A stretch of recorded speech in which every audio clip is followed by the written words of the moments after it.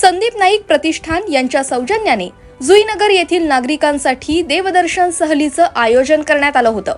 या देवदर्शन सहल यात्रेसाठी निघालेल्या जुईनगरच्या रहिवाशांना सुखरूप प्रवासासाठी शुभेच्छा देण्यासाठी सकाळी 6:30 वाजता स्वतः माजी आमदार आणि नवी मुंबई भाजप जिल्हाध्यक्ष संदीप नाईक हे जुईनगर इथे उपस्थित होते। ही सहल शिवनेरी, ओझर, लेण्याद्री इथं देवदर्शन यात्रा करणार आहे। यावेळी समाजसेवक विजय साळे देखील उपस्थित होते।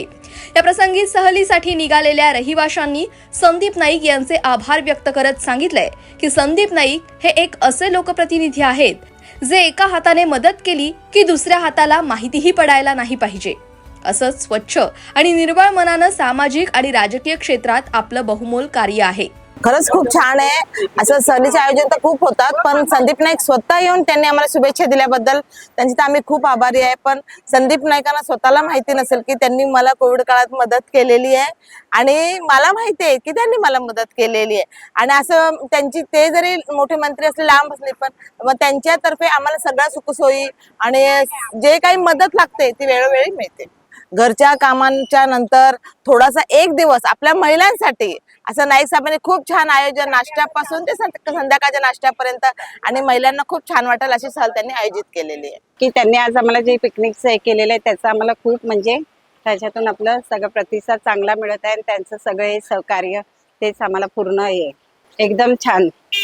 म्हणजे ते सगळ्या प्रत्येक ह्याला आमच्या कार्यक्रमाला म्हणजे हे असतात, उपस्थित असतात, सहकार्य करतात सगळ्यांना। आम्हाला थोडं आश्चर्याचाच धक्का बसला, कारण एवढ्या सकाळी सकाळी उठून या सहलीसाठी त्यांनी व्हिजिट दिली आणि सगळ्यांना शुभेच्छा दिल्या, की खूप आमच्यासाठी आनंदाची आणि गौरवाची बाब आहे।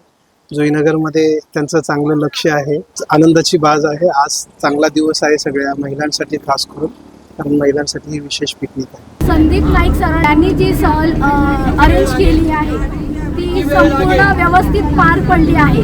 ती आजची पिकनिक जी होती ती खूप सुंदर, आतापर्यंत एकदम अगदी सुंदरच ती सफल झालेली आहे, म्हणजे सक्सेसफुल झाली आहे। सकाळपासून नाश्त्याचं, जेवणाचं, इव्हन आतापर्यंत संध्याकाळपर्यंतचा नाश्ता वगैरे ते खूप सुंदर पद्धतीने पार पाडलेलं आहे।